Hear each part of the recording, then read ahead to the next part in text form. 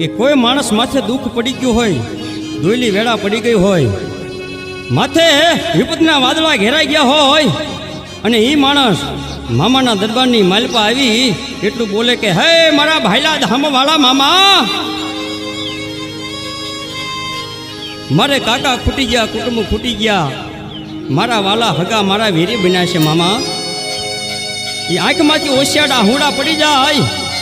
અને મારા મોજીલા મામા એટલું બોલે